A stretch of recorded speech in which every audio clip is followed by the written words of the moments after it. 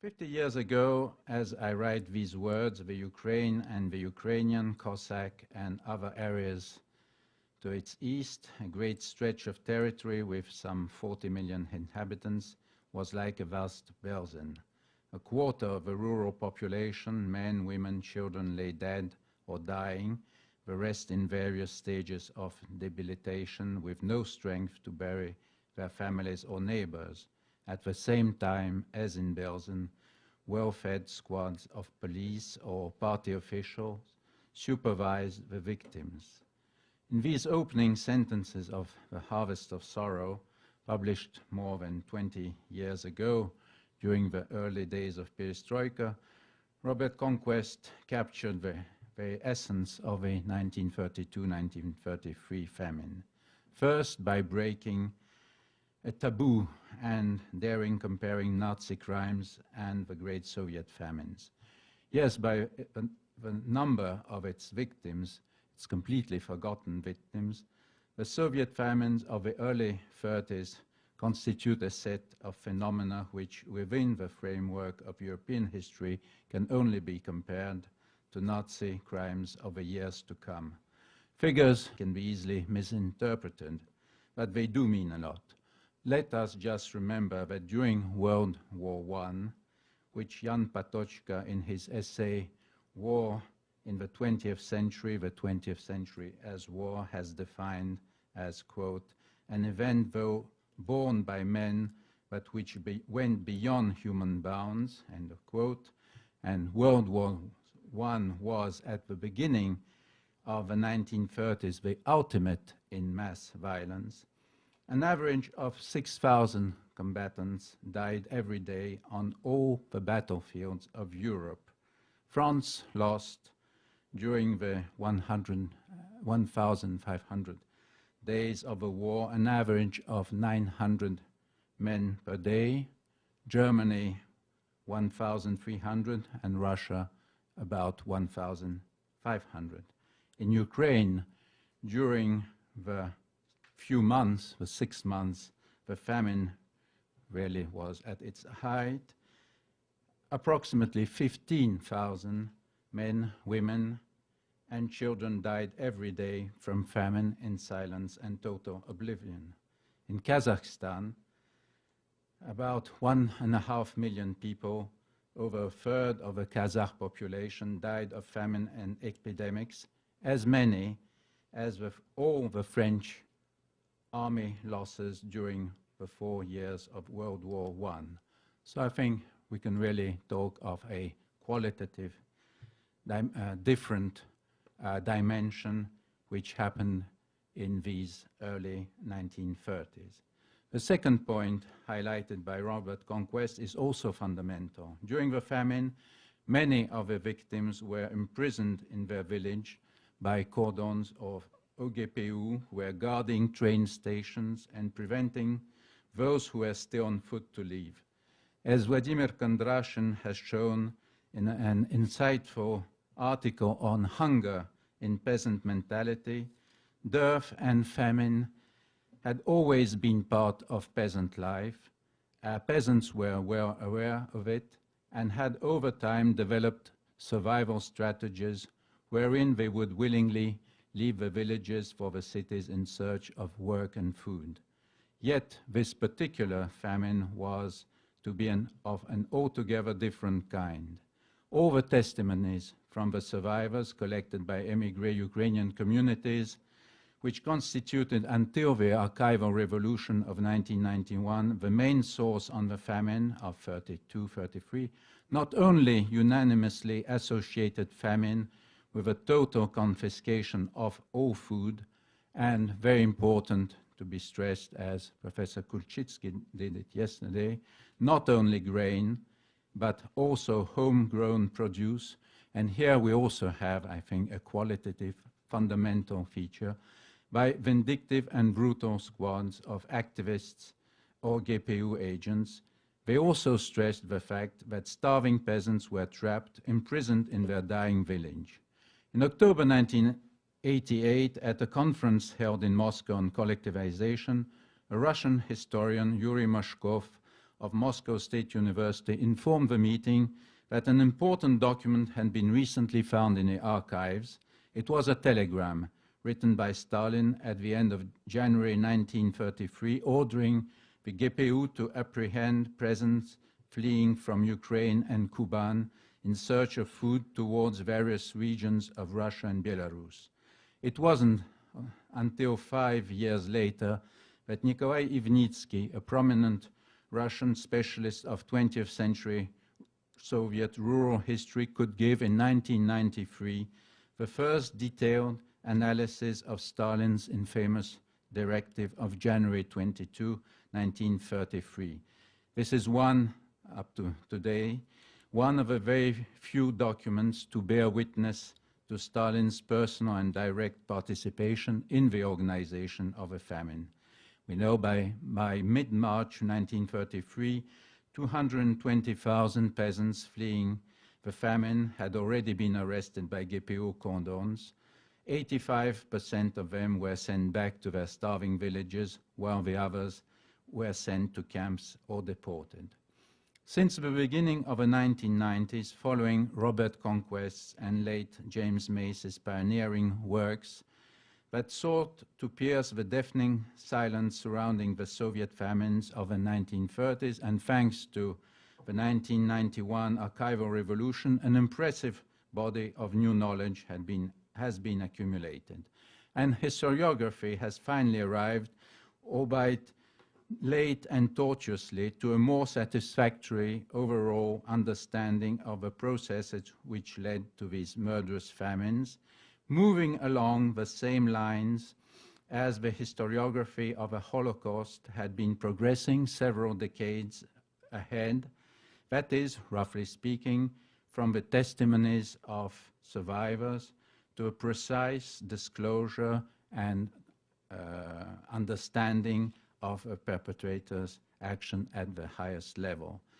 Historiography has recently moved forward along many different lines and on alternative levels.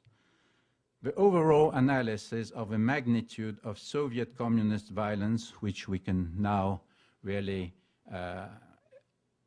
understand as since the kind of parenthesis of the Soviet period of Russian history has been closed, demonstrates the extraordinary weight of the man-made famines of the early 30s in the total death toll. After all, the Great Terror of 1937-38, for example, proved to be 6 times less murderous than the 30-33 famines. The number of people who died in the Gulag between 1930 and 1953 was less than a third of those who died of hunger at the beginning of the 30s. The number of people who starved was as high as the total number of people who experienced forced labor during a quarter of a century, and we now know to what extent the psychological experience of famine, especially one perceived to be artificial, affects the survivors. Archipelago Gulag can no longer be the sole symbol of Soviet mass state violence. And this global re-evaluation cannot but challenge more generally our global vision of a Soviet experiment and bring to light some of its deepest regressive features, which up till now have been kept very secret.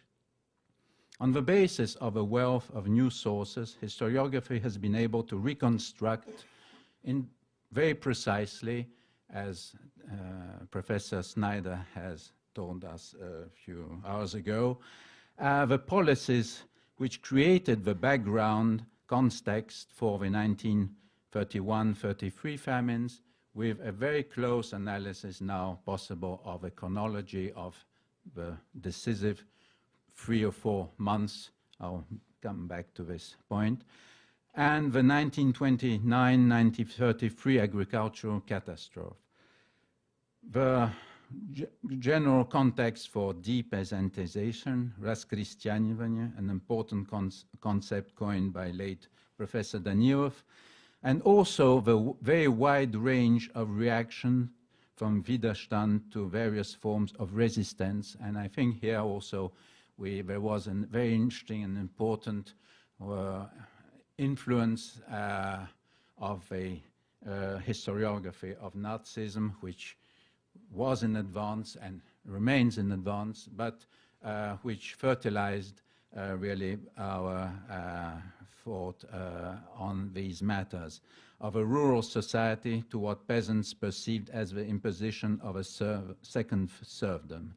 And it is precisely this contextualization based on a thorough reconstruction of decision-making and implementation processes coupled with regional studies of the various famines, which has permitted historiography to single out the strong specificity of a famine in the Ukraine and Kuban, especially at the crucial stage of its development after the autumn of 1932.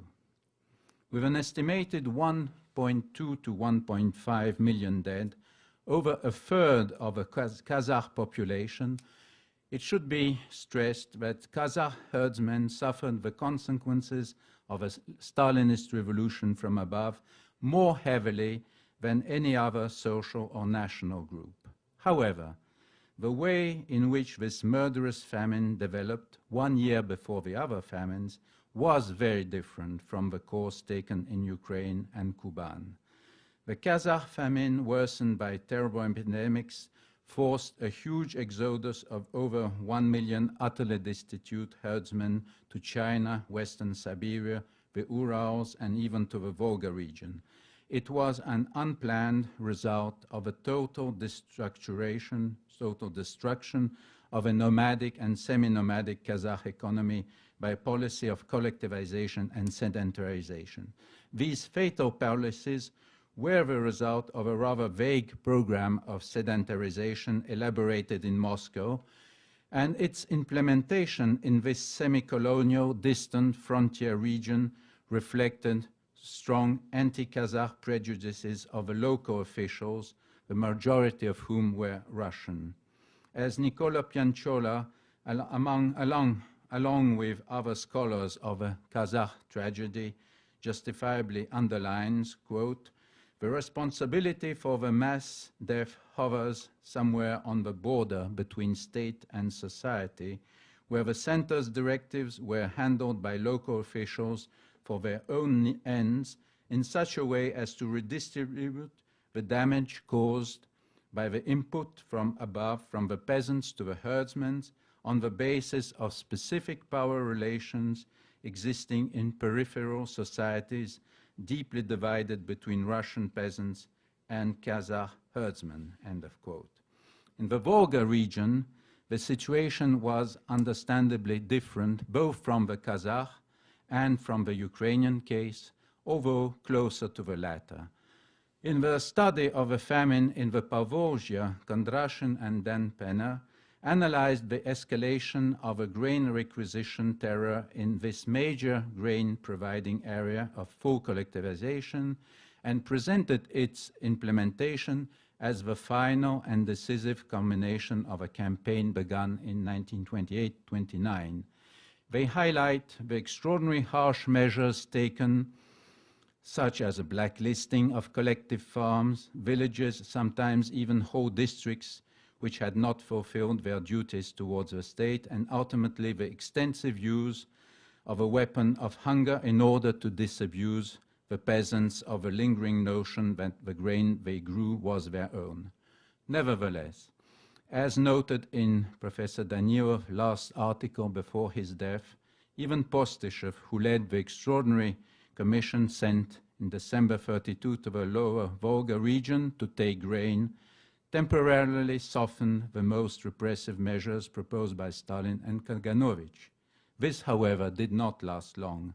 On February 16, 1933, a Politburo decision ordered the GPU, quote, to extend to the lower Volga region the measures taken by the Central Committee on January 22 concerning the flight of peasants outside their region, their arrest and forced return to their homes.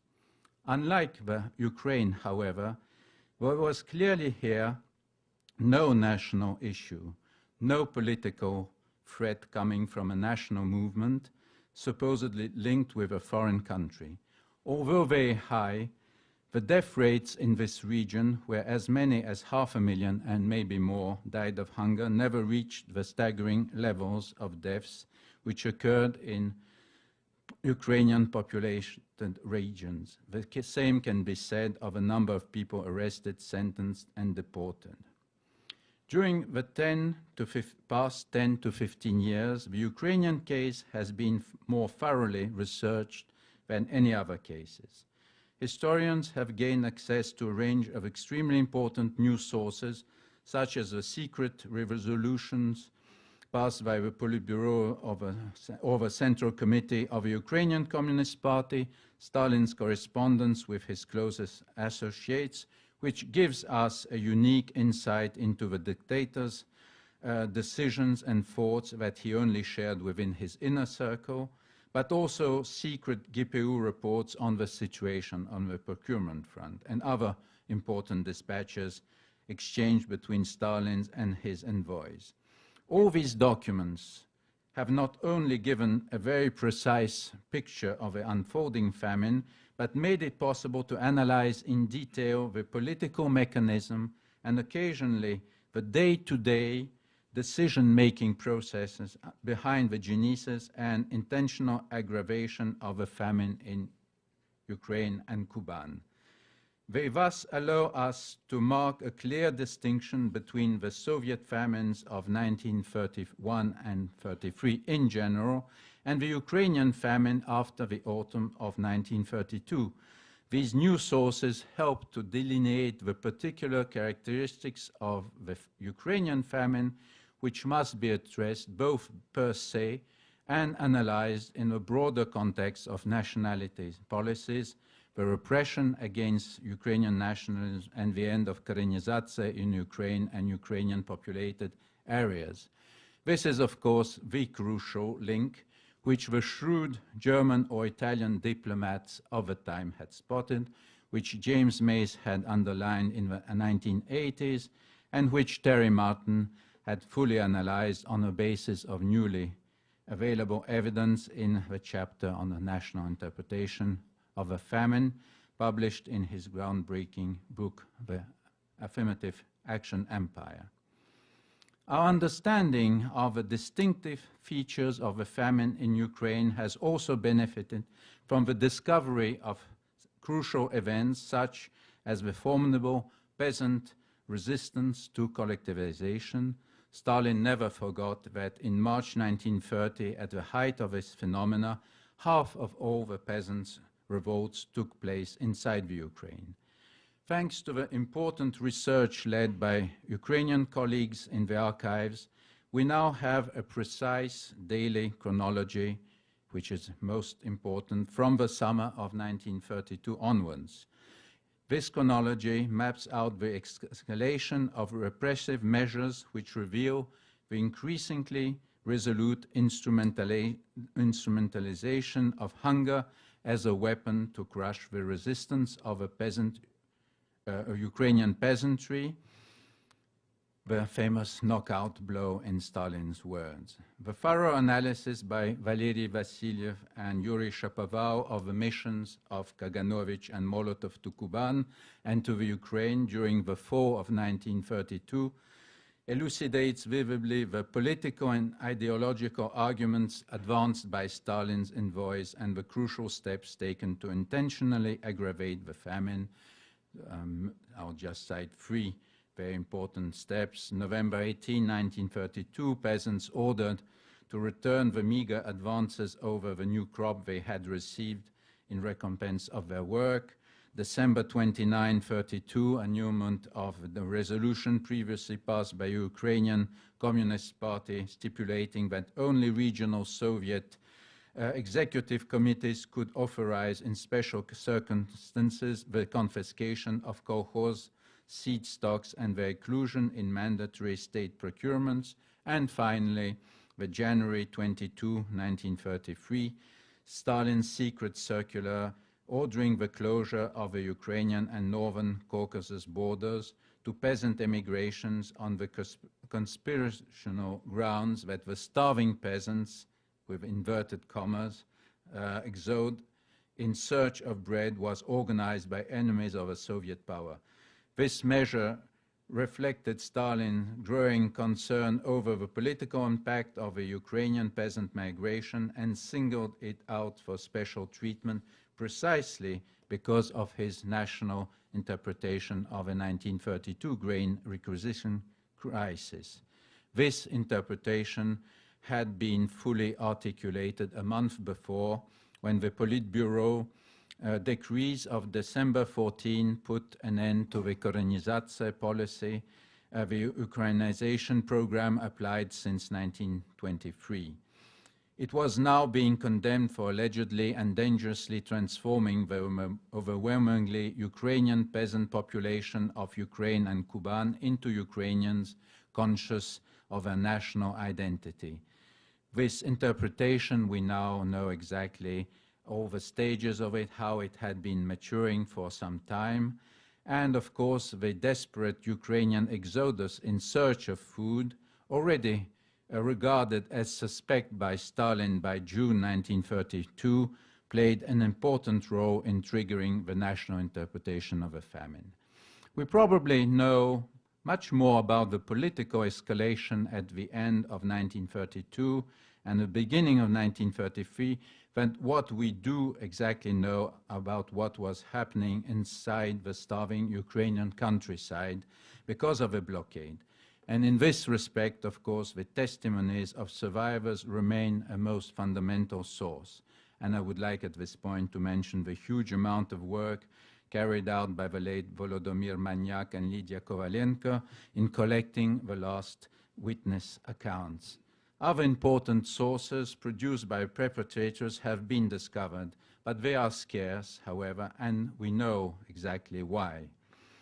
In a highly revealing document, Balitsky instructed his subordinates to only, quote, provide information on the food problems solely to the first secretaries of the party regional committees and only orally after carefully checking the reports. This is to ensure that written notes on the subject do not wander around the apparatus where they might cause rumors.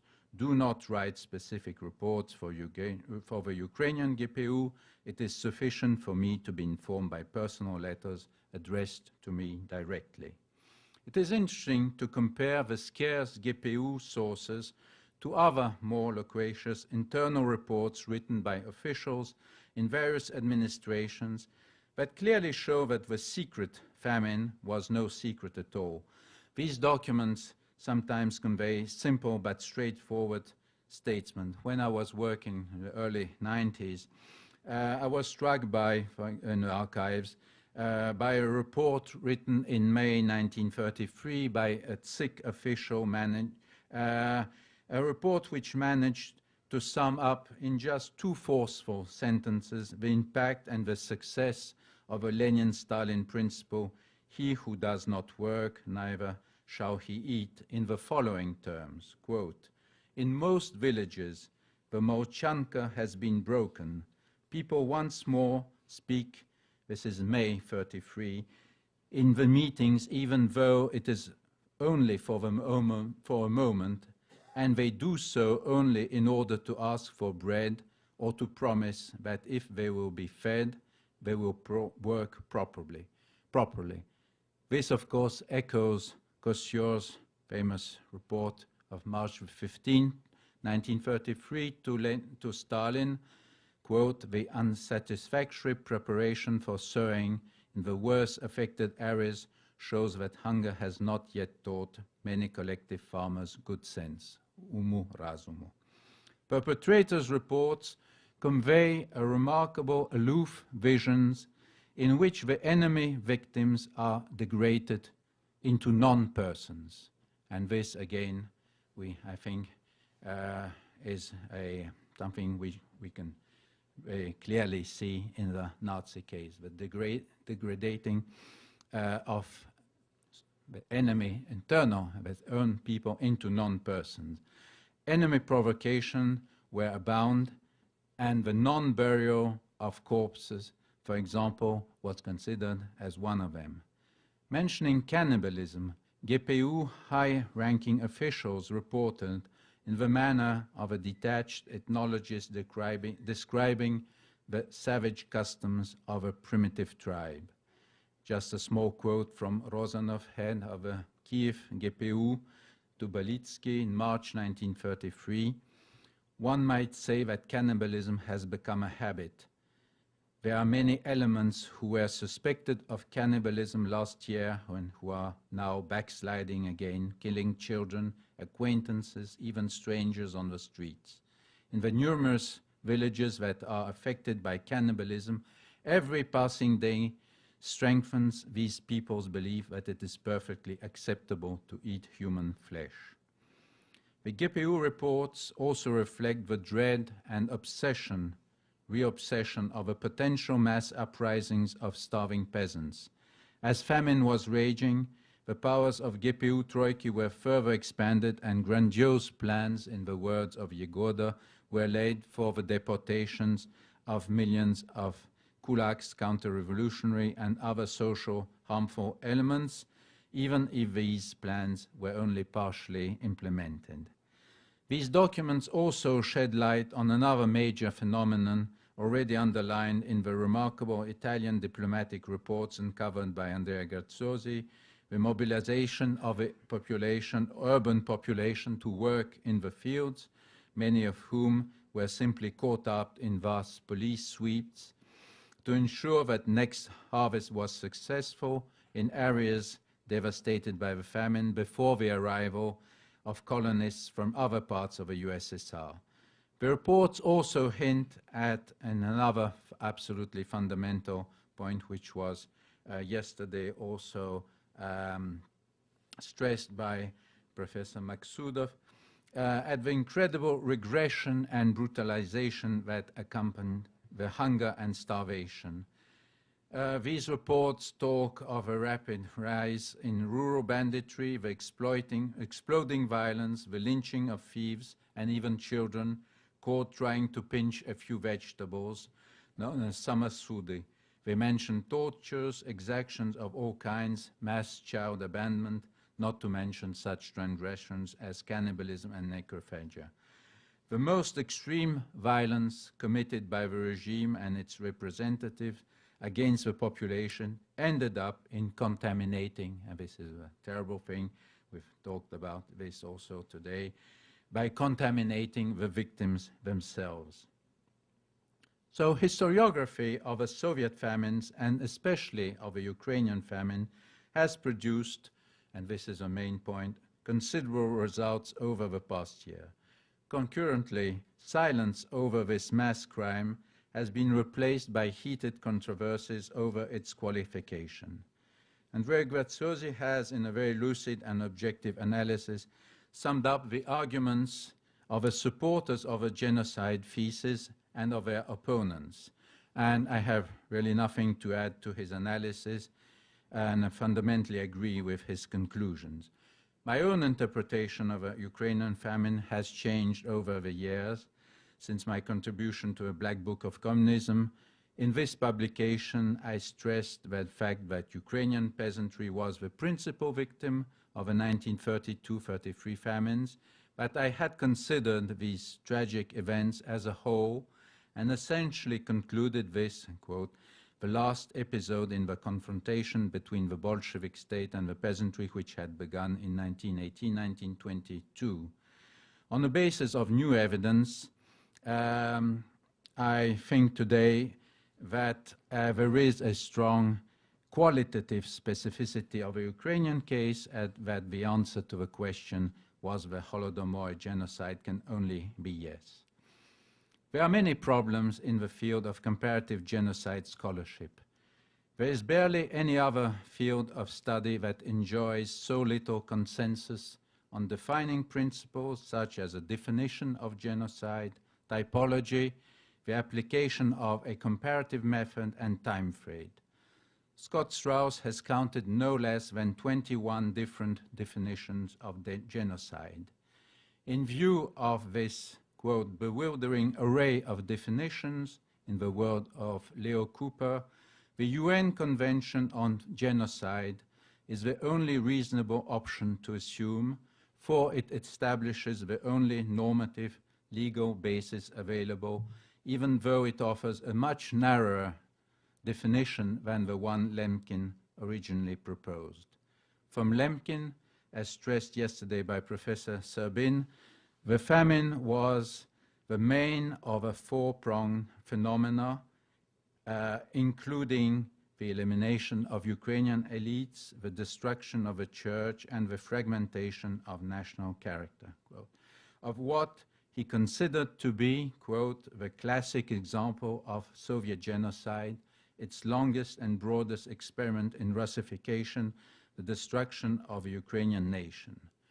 Two fundamental issues need to be considered when defining or not the Ukrainian famine of 1932 as a genocide along the guidelines set by the December 1948 UN Convention, the intentional and the ethnic national targeting of a group, since Article 2 of the Convention, as we all know, recognizes only national, ethnic, racial, and religious group, not social or political. Sufficient evidence exists to prove intention. The secret revolution of January 22, 1933, signed by Stalin, which worsened the famine, does constitute sufficient proof of intent, although much has still to be researched about the precise implementation of this order, and this, I think, is an important agenda for further research.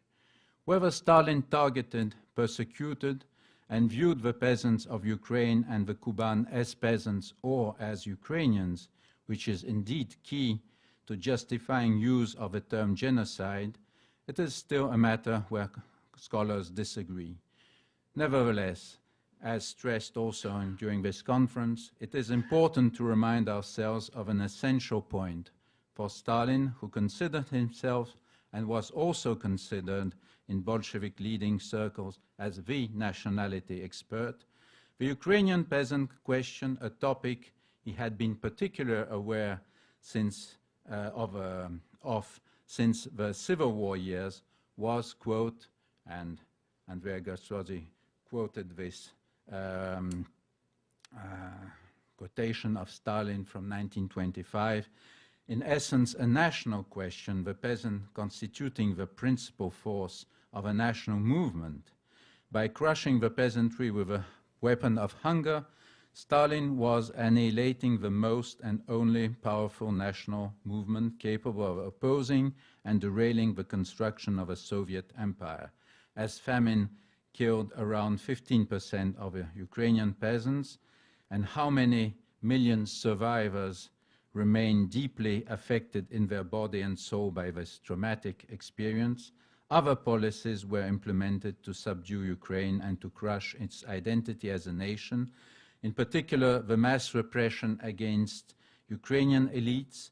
And here again, the important key issue, I think, is how many were actually executed, this which I think which has been discussed and which needs further research, and cultural long-term de-Ukrainization of Ukrainians living in the Northern Caucasus and in Kuban, all these processes being linked, and not only linked, but constituting a whole.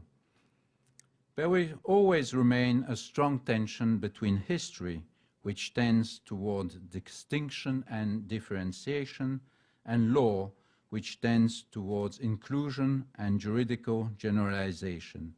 This is why a politist like Jacques Semelin, who created the internet-based project, the Encyclopedia of Mass Violence, pleads for historical research to be free from, quote, the yoke of legal definition and to keep it away from, quote again, the competition of victims. This competition, as we know, and it is also something very natural, as it has been stressed, for the victims, this competition, however, can only lead towards a political instrumentalization of tragic events, by inflating the number of victims based on exclusivism and victimation or even over-victimation. And I entirely agree with Jacques Semelin's approach on these matters. Kazakh herdsmen, Russian peasants of the Volga region, deportees from all over the Soviet Union, and let us remember that in the year 1933, 15% of the so-called special settlers from all over the regions died of hunger and epidemics, were not victims of a genocide in the terms, legal terms of the 1948 Convention, but they died massively in silence and total oblivion. For many reasons, no one to this day stands up for them. They too should not be forgotten. Thank you.